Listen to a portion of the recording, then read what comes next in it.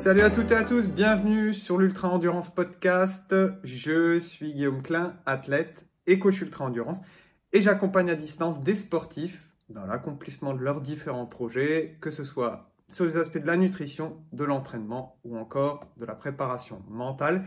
Et dans ce podcast, on aborde tous ces sujets. Et je vous invite d'ailleurs à aller consulter le contenu que j'ai déjà publié sur les différents sujets. Et peut-être vous trouverez des réponses à toutes vos questions. N'hésitez pas aussi à me faire parvenir, comme toujours, comme vous le faites, via les réseaux sociaux, etc., des idées de sujets que vous souhaiteriez que je traite pour faire de ce podcast un outil participatif.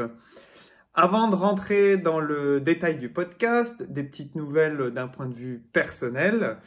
Alors, j'ai bouclé mon calendrier hier 2024, donc j'ai toutes mes épreuves sportives qui sont programmées.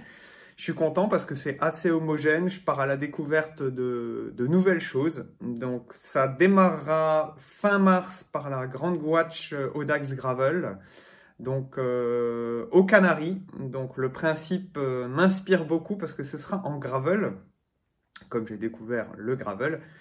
Et on part en fait de Lanzarote et on traverse toutes les îles de l'archipel des Canaries pour terminer à El Hierro avec un passage près du volcan Teide. Et pour rejoindre les différentes îles, en fait, on doit utiliser les ferries. Donc il va falloir s'organiser avec tout ça. C'est 700 km et voilà, je crois qu'il y a à peu près 15 000 mètres de dénivelé, quelque chose comme ça. Donc ça s'annonce bien, ça c'est fin mars, premier objectif. Ensuite il y aura une épreuve route qui me faisait de l'œil depuis un petit moment, c'est la Biard Ultra Race. Donc là c'est un format route de 1215 km avec 15 500 mètres de dénivelé et c'est en Bosnie, donc je ne connais pas du tout cette partie à découvrir. Donc un nouveau territoire que je suis content d'aller découvrir parce que j'en ai eu de très bons échos de par les paysages et aussi l'organisation a l'air très sympa. Donc hâte d'y être, ça c'est en juin. Et pour finir, en septembre, donc là ce sera un mix route et gravel sur le Biking Man X, un format 1000 km, mais le principe du Biking Man X, c'est qu'on ne connaît pas le parcours avant l'échéance, donc on le connaît la veille, donc voilà, ça rajoute un petit peu de piquant et je suis vraiment content de partir à l'aventure au Maroc que je ne connais pas non plus du tout. Et les vidéos que j'ai pu voir sur la dernière édition m'ont donné réellement envie d'aller découvrir les magnifiques paysages marocain, donc j'ai hâte. Sinon aussi, avec mon ami coach Johan, on organise donc le stage à Thonon-les-Bains, un stage ultracyclisme route qui aura lieu du 24 au 26 mai 2024, qu'on avait déjà réalisé l'an passé. Et donc ça se remplit bien, il est quasiment complet. Donc si vous êtes intéressé, je vous invite à aller regarder le contenu du stage et vous inscrire. Je vous mets le lien dans la description du podcast et de la vidéo YouTube pour que vous puissiez aller retrouver toutes les informations. Mais on serait ravis de pouvoir vous accueillir et d'échanger, de partager sur le vélo des super moments en montagne, dans cette magnifique région aussi qui est Thonon-les-Bains. Et le week-end dernier, Johan est venu me rendre visite dans les Alpes-Maritimes avec Morane, sa compagne. Et on a eu l'occasion de rouler dans les Alpes-Maritimes en gravel. Et donc, on a l'idée de faire aussi un stage gravel, format bikepacking. Donc c'est en réflexion, n'hésitez pas aussi à me faire vos retours par rapport à ça si ça peut vous intéresser. Et normalement ce serait sur la période octobre-novembre. Donc voilà, on est plutôt content de tous ces projets. Voilà, donc pour les petites nouvelles personnelles, je vais engager le sujet du jour qui est de saison. et où je reçois toujours de nombreuses questions, c'est sur les compléments alimentaires. Donc là, on rentre dans la période, on va dire, hivernale, les températures se refroidissent, etc. Certains ont peur de se retrouver avec un rhume, une grippe, etc., ou d'avoir une méforme, et donc me posent certaines questions, mais pas seulement à cette période de l'année, c'est-à-dire tout au long de l'année, sur différents composés et compléments alimentaires. Donc on me demande mon avis, j'ai mon propre avis, de par mon expérience, de par ce que j'ai pu tester, etc. Et je vais vous donner quelques informations par rapport à ça. Et surtout, vous dire déjà qu'en fait, je l'ai appelé le meilleur complément alimentaire performance santé, mais en fait, il n'existe pas. Voilà, il n'existe pas de produit miracle. Et souvent, on veut corriger une éventuelle carence, on veut booster son énergie, notamment dans cette période-là, soigner un état de fatigue passager. Et en fait, on voit la supplémentation trop souvent comme la première solution. Mais en réalité, c'est un petit peu prendre le problème à l'envers et on en revient toujours. Il n'y a pas de miracle. Le meilleur complément déjà, c'est votre alimentation. Donc, je vais vous faire quelques explications généralistes. Pour prévenir les éventuelles carences, c'est vraiment la base de notre alimentation du quotidien qui doit être adaptée, équilibrée, variée, avec des produits qui sont majoritairement de saison, bruts et non transformés. J'ai fait plusieurs articles, plusieurs podcasts, vidéos sur le sujet. Vous pouvez aller regarder tout ça, où j'explique comment bien s'alimenter au quotidien. Ensuite, pour le complément alimentaire, comme son nom l'indique, il doit venir qu'en cas de secours, qu'en cas de second couteau, pour rectifier une éventuelle carence, mais qui est avérée et identifiée par un bilan physiologique. Il faut savoir que le business des compléments alimentaires, ça représente un marché qui est considérable. Et vraiment, je vous invite à ne pas tomber dans le piège de ce qu'on peut voir sur les réseaux sociaux ou autres, dans le piège que j'appelle du marketing agressif, qui est impulsé par les influenceurs des réseaux sociaux. Et parfois, ça en devient même ridicule et je trouve que ça, c'est pas légitime pour certaines gammes de compléments, parce qu'à force de faire trop de publicité comme ça, j'ai l'impression qu'on se dédouane un petit peu, mais on peut tomber dans ce piège du produit miraculeux. Et souvent, l'argument qui est avancé, c'est que aujourd'hui, les méthodes de culture et de conditions de transformation modernes, ils appauvrissent la valeur nutritive de nos aliments. Alors oui, c'est vrai, mais c'est à nous de prendre en considération nos choix alimentaires aussi. C'est un facteur déterminant de qualité. Et dans ce cadre, s'orienter vers une agriculture la plus saine, biologique, locale, de saison, c'est une solution qui est vraiment pertinente pour se prémunir des différents pesticides, engrais chimiques, polluants ou autres. Et ça permet de disposer de denrées alimentaires qui vont être gorgées de micronutriments. Il y a aussi d'autres possibilités, hein. Il n'y a pas que l'agriculture biologique, on peut se rapprocher de l'agriculture raisonnée, il y a des coopératives locales, les marchés des petits producteurs. Moi, j'y vais personnellement, j'ai un marché qui est à Sospel où je réside qui est super, donc je me rapproche d'eux pour savoir d'où viennent les produits, la provenance, etc. Et là, on arrive à se créer réellement un panel de micronutriments via l'alimentation de qualité qu'on va implémenter dans nos choix alimentaires. Et parallèlement à cela, on dispose aussi aujourd'hui d'un plus grand accès, une plus grande abondance alimentaire. Donc, on a la possibilité de se créer une plus grande variété aussi dans sa consommation. Mais ça, encore une fois, c'est prioriser son budget vers des produits de grande qualité, c'est un choix personnel. Et c'est ça qui nous permet de nous affranchir en fait de la pauvreté nutritive des aliments qu'on va retrouver éventuellement dans les supermarchés. Ensuite, il y a une distinction à faire aussi. Il y a une différence entre compléments alimentaires synthétiques et d'autres qu'on peut considérer davantage comme de l'alimentation. Alors déjà, la chimie de synthèse, elle va tenter de reproduire la nature afin de créer, d'extraire les structures des différentes molécules de la plupart des vitamines, minéraux, acides aminés ou encore acides gras, mais avec souvent une qualité et surtout un dosage qui est inapproprié. Certains procédés industriels de fabrication et d'extraction des nutriments, ça va entraîner une modification des principes actifs avec un rajout de nombreux additifs, d'édulcorants, etc.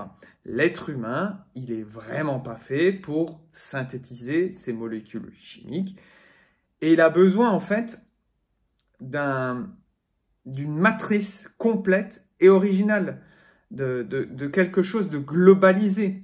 Je vous donne un exemple avec une orange. Quand vous consommez une orange, elle contient de la vitamine C, mais aussi des fibres, de l'eau, des glucides, du calcium, du potassium, etc. Tout ça, ça en fait une synergie d'éléments nutritifs, qui entrent en interaction et avec ce dosage qui n'est pas inapproprié, mais qui est un dosage naturel et aussi des cofacteurs d'assimilation qui sont reconnus par l'organisme. En fait, pour une grande majorité des cas, le bénéfice de la prise de compléments alimentaires, il paraît faible, voire inefficace. Ce n'est pas considéré comme des médicaments et ils ne sont pas soumis à la même réglementation avant d'être mis en vente. Les fabricants, ils n'ont pas donc à prouver leur efficacité et l'innocuité de leurs produits. Et souvent, les études qui sont mises en avant sont financées par leur propre marque, avec aussi ce fameux prisme du biais de confirmation. C'est aussi réalisé, pas dans le contexte humain, mais sur des souris. Donc, c'est sorti de l'environnement, sorti du contexte.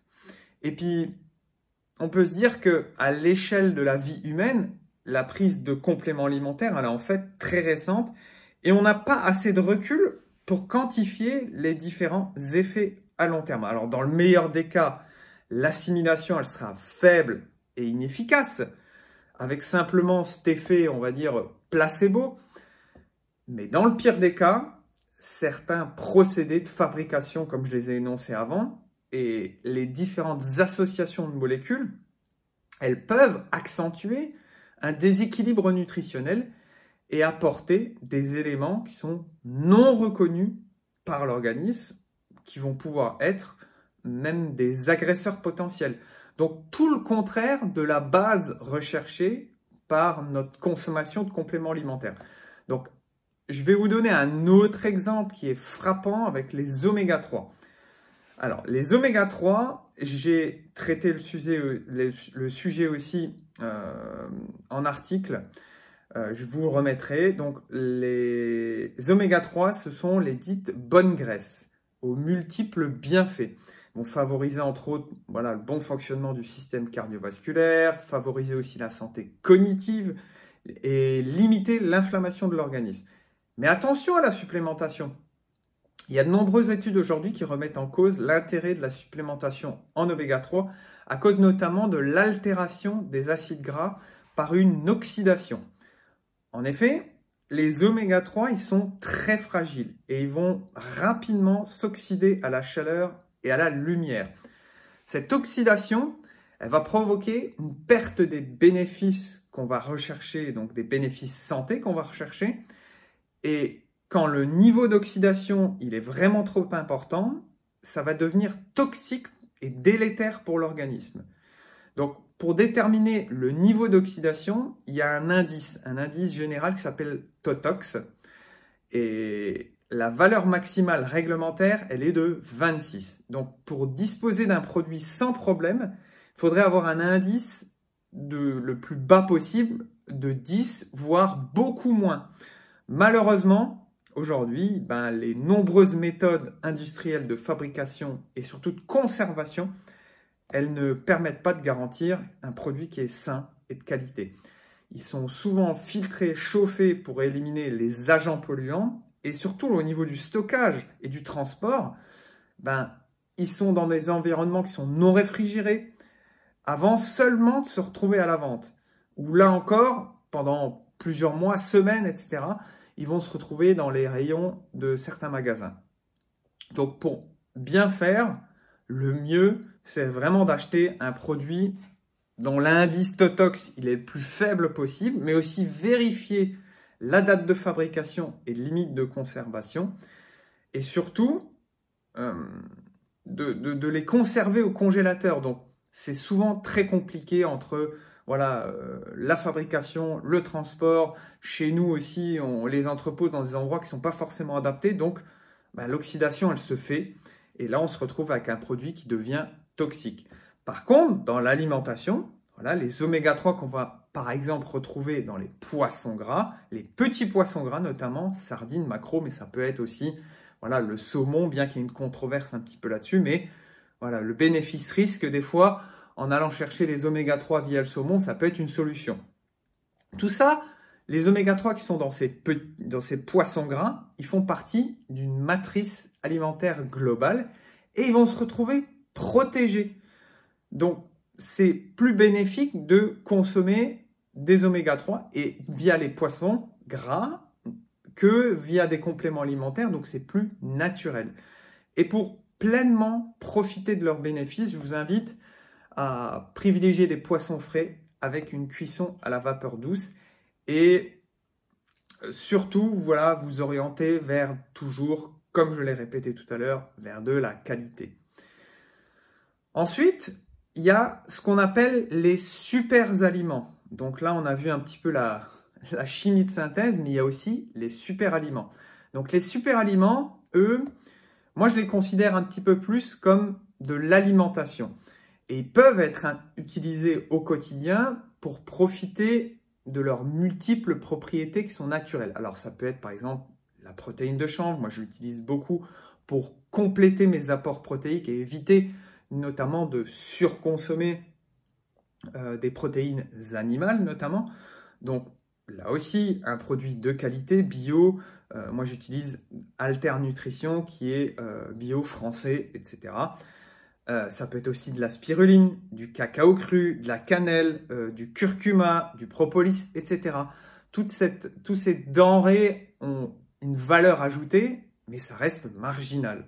Ils viennent avant tout pour apporter une bonification à l'équilibre nutritionnel du quotidien, mais en aucun cas, même si c'est des aliments qui sont dits naturels, ça doit être la base. Ils peuvent avoir certains effets positifs au niveau individuel, mais ça reste quand même marginal par rapport à la quantité qu'on va consommer et surtout le bénéfice qu'on va tenter d'y rechercher. En revanche, comme toujours, je le dis, il faudra vraiment s'orienter vers des produits de haute qualité afin d'en tirer pleinement tous les bénéfices. Donc là, on a vu les compléments alimentaires, que ce soit du point de vue synthétique, d'un point de vue aussi plus naturel, qui ne doivent pas être la base, mais plutôt réellement être un second recours et surtout pour apporter cette bonification. Mais d'abord, comme toujours, c'est l'alimentation du quotidien. Voilà. En revanche, avant des fois d'aller chercher la bonification, il faut se poser aussi les bonnes questions sur son écosystème intestinal. Parce que dans certains cas, c'est davantage le cercle d'absorption et de fixation de l'organisme qui va poser un problème que l'apport en micronutriments lui-même. Avec les différents effets négatifs extérieurs qu'on peut rencontrer aujourd'hui, avec une alimentation qui est basée sur des produits transformés, industriels, avec l'alcool, le stress, le manque de sommeil, tout ça, c'est des causes de mauvaise assimilation. Donc, en complément, bien évidemment, d'une alimentation qui est équilibrée, riche en fruits et légumes frais, il va falloir aussi inclure des prébiotiques et probiotiques alimentaires au sein de son assiette du quotidien, tout en réduisant ou en évitant, bien évidemment, les produits qui vont pouvoir inflammer le système intestinal, comme les produits à base de gluten, et selon la tolérance individuelle aussi, l'excès de produits laitiers qui est à limiter. Voilà.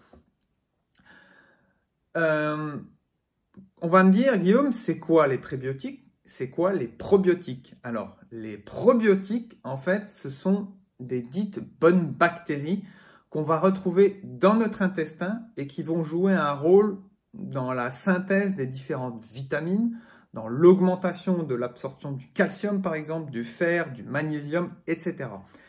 Ils vont aussi stimuler le système de défense du corps en jouant un rôle de barrière de protection contre les différents agresseurs, l'invasion d'agents pathogènes. Donc on peut trouver ces probiotiques alimentaires, pas besoin non plus de nouveau de passer par des compléments et des souches bactériennes. Donc on les trouve dans les légumes lactofermentés comme le chou, de la choucroute, les boissons lactofermentées, kéfir, kombucha, fromage, yaourt lactofermenté. Alors, vous voyez, des fois, vous voyez enrichi en bifidus, enrichi en lactobacillus, etc. Voilà, il y a tout un tas de souches, donc ça peut vous aider dans ce sens-là. Ça peut être aussi cornichon, la levure de bière, la soupe miso, tout ce qui est fermenté, le pain au levain, par exemple. Donc, voilà. Tous ces produits-là vont vous apporter des probiotiques et il faut les apporter au quotidien et ils vont enrichir cette flore bactérienne. Les prébiotiques, eux, ils interagissent avec ces probiotiques parce qu'ils vont alimenter et entretenir ces différentes bonnes bactéries. Et là encore, on les trouve dans l'alimentation, telles que la banane, l'ananas, ça peut être l'artichaut, l'oignon, l'ail, l'échalote, le poireau, asperges, brocoli, etc. Enfin, voilà. Globalement, si vous apportez beaucoup de fruits et de légumes frais à votre alimentation, vous n'aurez pas de souci à enrichir votre bonne flore bactérienne et à entretenir ça, que ce soit d'un point de vue probiotique et prébiotique. Et pareil, on se retrouve des fois avec des compléments probiotiques ou prébiotiques qui ne sont pas forcément adaptés parce que quelle souche prendre, quel dosage, etc. Est-ce qu'ils sont adaptés à moi? Donc, d'abord, l'alimentation et dans le pire des cas, voilà, après avoir fait un bilan sanguin, on regarde, on se pose, on se dit, bon, voilà, j'ai éventuellement une carence en fer, j'ai éventuellement une carence en magnésium ou autre. Je vais tenter déjà d'utiliser l'effet de levier alimentaire avant de refaire une analyse, voir si les curseurs ont pu être améliorés. Et dans ce cas-là, oui, effectivement, si ça devient chronique, si on n'a pas réussi à résoudre la solution, on prend des compléments alimentaires pour justement avoir cette béquille. Mais avant de raisonner avec cette béquille, et se dire, je veux absolument prendre des compléments alimentaires, mais je ne sais pas réellement pourquoi, parce que mon influenceur, justement, à la mode, m'a préconisé ceci, mais en fait, qu'ils soient de synthèse ou naturels, ils doivent être pris de manière raisonnée et intelligente, sous les conseils d'un spécialiste. Comme je l'ai dit, après un diagnostic spécifique qui permette de détecter justement si on a certains besoins ou carences. Mais dans tous les cas, j'en reviens, pour rectifier ces différents curseurs, il y a déjà l'effet de levier alimentaire et dans le cas sévère, oui, cibler des compléments alimentaires de haute qualité. Mais comme toujours, en conclusion, je dirais ça, il n'y a pas de miracle, c'est simplement du bon sens avec une alimentation qui est vraie, vivante, brute, originale et toujours parallèlement à une très bonne hygiène de vie. C'est un tout. On a beau très bien s'alimenter, mais si derrière on a un excès de stress, si derrière on ne dort pas, etc., ça n'ira pas, ça ne fonctionnera pas. Donc aujourd'hui, c'est un tout et la santé, il faut le voir dans sa globalité. Et c'est cette santé-là qui va nous permettre justement d'optimiser notre performance, notre capital à pouvoir aller s'entraîner, à pouvoir aller se dépasser. Et ça fait partie de l'ultra-endurance. Si on veut être ultra-endurant, il faut déjà avoir une ultra-santé. Voilà. Donc, ce sera ma conclusion du jour. Donc, n'hésitez pas, comme d'habitude, à me faire un retour, à liker, mais aussi partager l'épisode si celui-ci vous a plu. Ça permet de faire connaître le podcast, la chaîne YouTube à d'autres personnes et ça motive à continuer à vous produire du contenu.